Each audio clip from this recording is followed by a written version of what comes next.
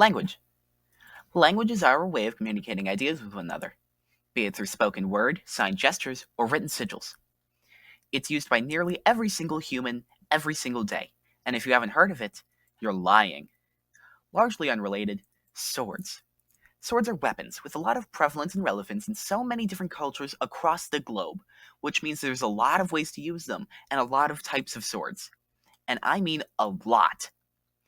Why do I bring up these two things, you ask? Well, on July 19th, 2025, YouTuber Agma Schwa, or Nga, announced his fourth annual Cursed Conlang Circus. And through a series of unimportant events, I managed to get my hands on a medieval German fencing manual, the contents of which I figured could make quite a good submission. This is Silbezung.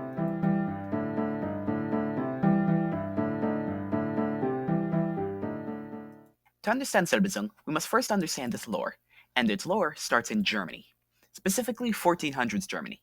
It wasn't called Germany at the time, though. Instead, it was the Holy Roman Empire of the German nation. Despite this name, it wasn't actually the Roman Empire, merely a successor, and therefore there's a lot of things Rome didn't pass on, such as, in your timeline, this little thing called the Colosseum. In this timeline, though, Germany did pick up the art of building these, and went on to make several that looked a lot cooler. About halfway through their construction, German nobles got impatient and started hosting sword shows between peasants for entertainment. Peasants would go to work in these sword shows because life in medieval Germany wasn't really the greatest. The Black Death had just rolled around, which left a lot of jobs unfilled and people unemployed, which meant less money was being made, which meant rich people and merchants alike rose their prices so they could make more money, meaning everyday people had less money, and landlords certainly weren't helping, and you know what? In short, people needed money. And after seeing the fame and treatment the original Roman gladiators got in the original Roman Colosseum, people figured these Colosseums were probably worth a shot.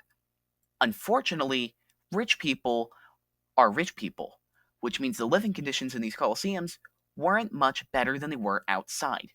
The employees were usually cooped up in their small rooms, and the pay was not that good. And arguably most importantly, they weren't allowed to leave. This led a lot of people to try and escape, made difficult by surveillance and security around the perimeter.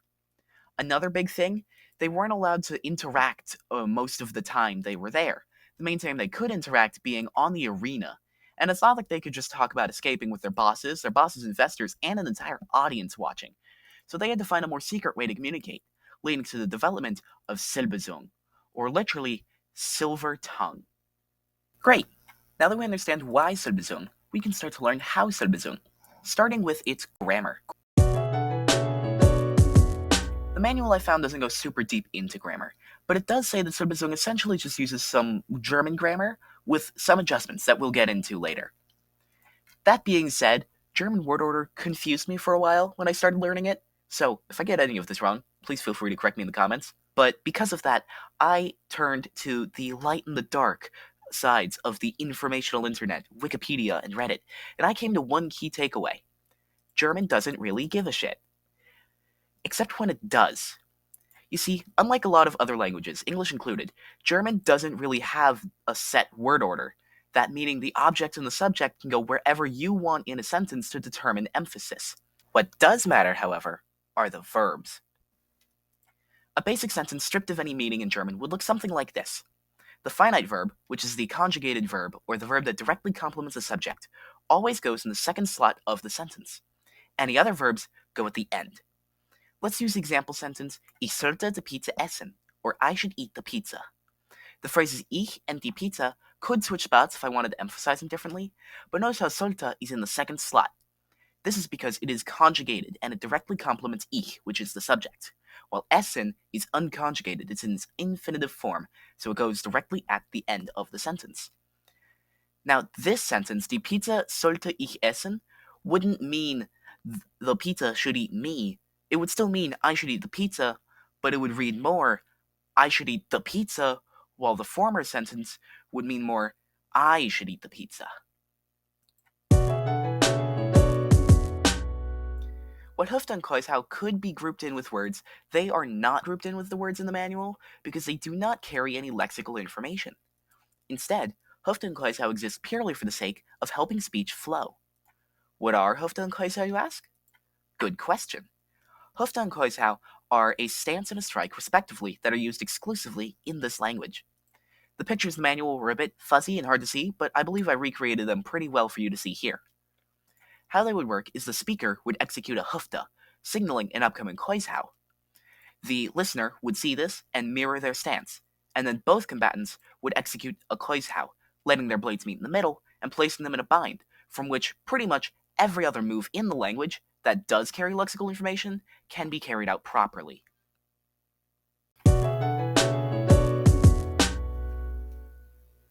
German is what's called a fusional language. You know how German has some really long words, like this one, which I'm not even going to attempt to pronounce right now, which apparently means speed limit?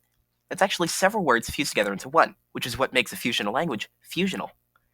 A language being fusional means you can take several of its words and squish them together into one word to make a longer, more specific word, but to a certain extent. Because German has this feature, Silberzung does too, for better or for worse. I'd argue better though, because the lexicon is really goddamn small. It is smaller than Toki Pona.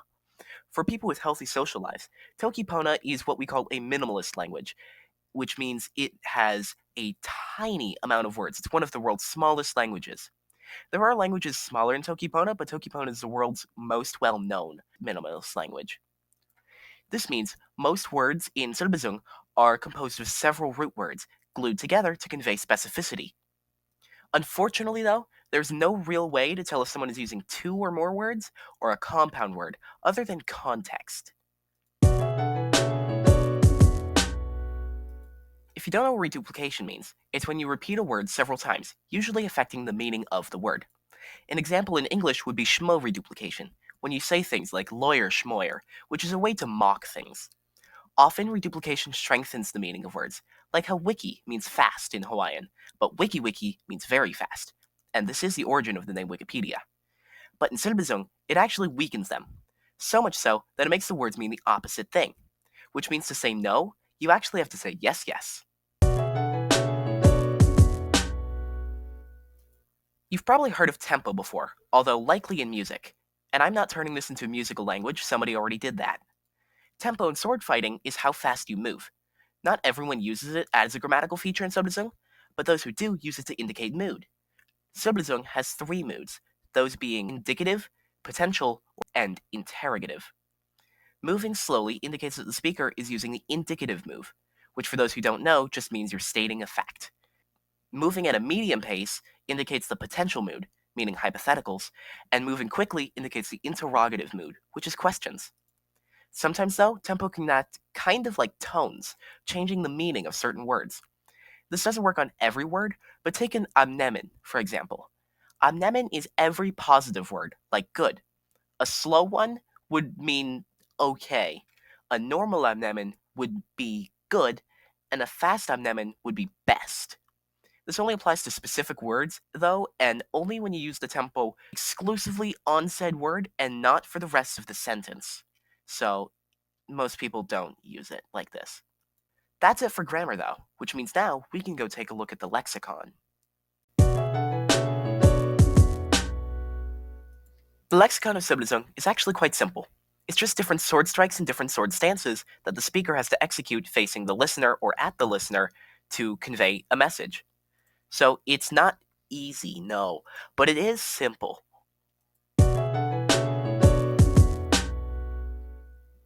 Remember how I said the base lexicon of Silberzung is smaller than that of Tokipona?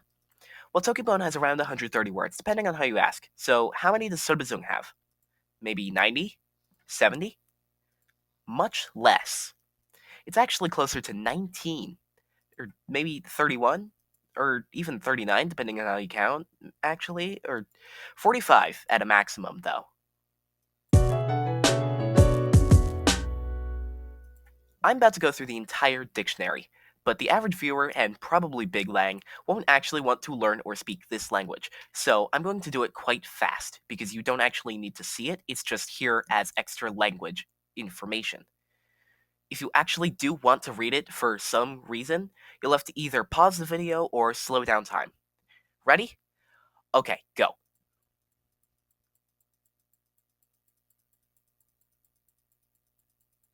Done. That was the entire dictionary as I like to count it. If you actually read that, good for you, but we're moving on from the lexicon now. Instead, let's talk about particles. By the way, Editor Kiki speaking. I finished recording the slideshow and realized I completely forgot to talk about proper nouns, so I'm just going to go over those briefly right now. Proper nouns in Silbezung are spelled out using a set of strikes and exchanges that correspond to specific letters. For example, the letter A is a cut of your opponent's left hip, then their right hip, then their head. Umlauts can also be added by thrusting at both shoulders consecutively. Alright, that's it. Now, back to your regularly scheduled program. The first particle in Silbezung is actually only kind of a part of the language, and it varies from speaker to speaker. Its most common form is the sentence, Hora meine Worte und gehe lebendig. This means, hear my words and go alive. It's used to indicate that the fight is not actually a fight, but rather a conversation, and it's said by the speaker at the beginning of the conversation. If the listener wants to speak at all, they'll have to wait for the speaker to finish, indicated by a Pflug and waiting with no further action. The manual also goes over vom Tag, which indicates that the next phrase is the subject, Pflug, which indicates that the next phrase is the verb, and it's different this time because the speaker keeps moving after, and Ox, which indicates the object. After vom Tag, you can also use one of the last three particles, those being Oberhau, Unterhau, and Zornhau. Oberhau says that the subject is alive. The Unterhau says it's an object or a concept, and the Zornhau says it is something else. Oberhau is the most commonly used out of these three. Am I forgetting anything? Oh yeah. Reverse grip swears and handguns are all unique and specific insults. Alright, we've made it through all the explanation stuff. But before we watch the translation, I have two more things to say. One, most combatants in the arenas had helmets. We do not have helmets, so we're going to be more careful than they would have been. Two, we are not fencing professionals, and I would not want to learn or teach this language to anyone or to myself to actually speak it. So this fight is choreographed. The translation video will not be 100% accurate, but it is pretty close. All I ask is you just imagine it looks a little cooler and a little more real. With that out of the way, let's watch this translation text, shall we? Hora meine Wörter und gehe lebendig.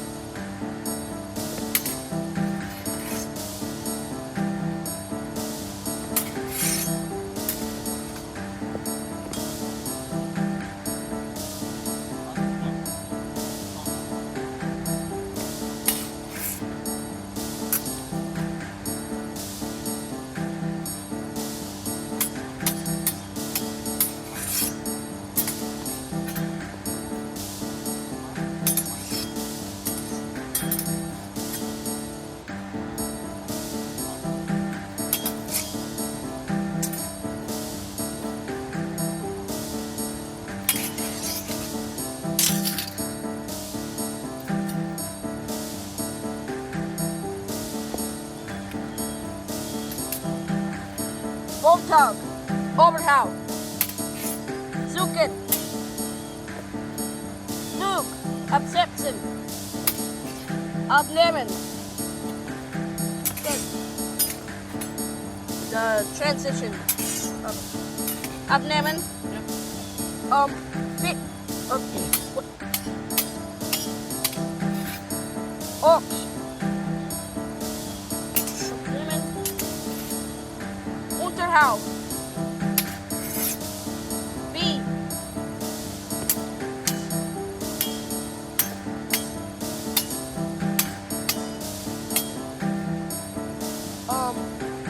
What? Klumpau.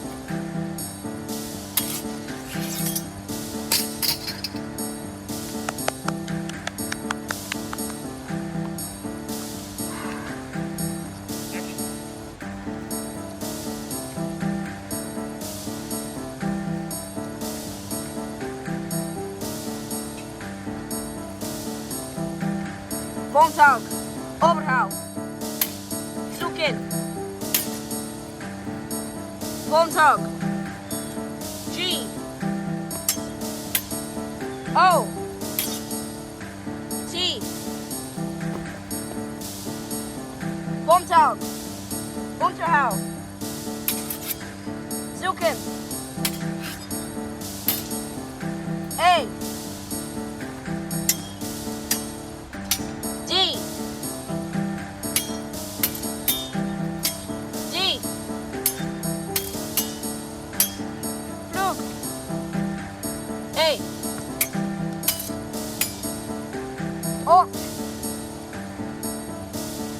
Ort Transition Suchen Schildhau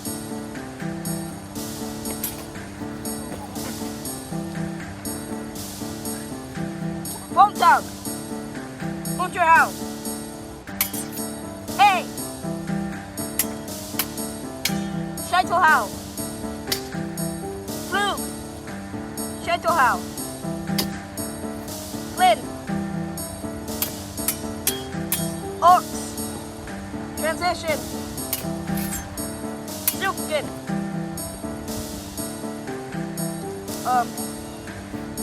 Transition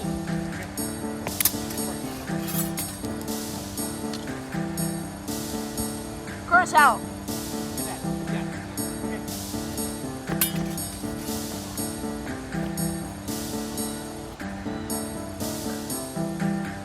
Overhau Suchen Flug A Ox Transition Suchen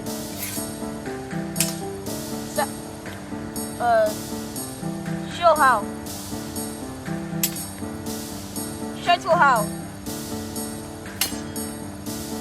Overhau Unterhau Scheitelhau No, Schildhau Scheitelhau Wontag Overhau Suchen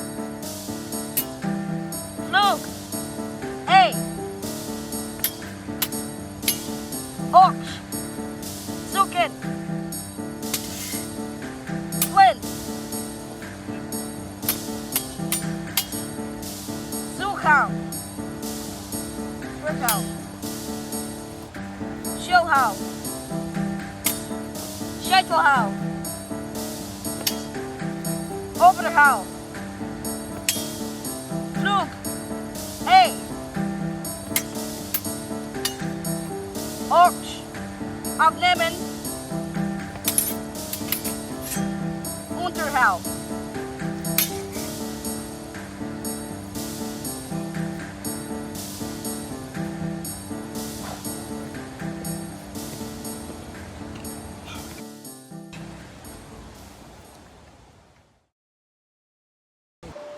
If you're still watching this, thank you very much for watching and listening to my rambling. I hope to post more nerdy videos about language and conlanging here in the future, but I don't know exactly what or when, so if you want to see it, you know where to find me. I'd also like to thank Agmashua and Eternal for hosting the circus, and Ngakord for providing motivation and linguistic wisdom. I probably wouldn't have finished this or made it the way it is if I interacted there less. Now before you go, I'd like to send blessings your way for a wonderful rest of your day.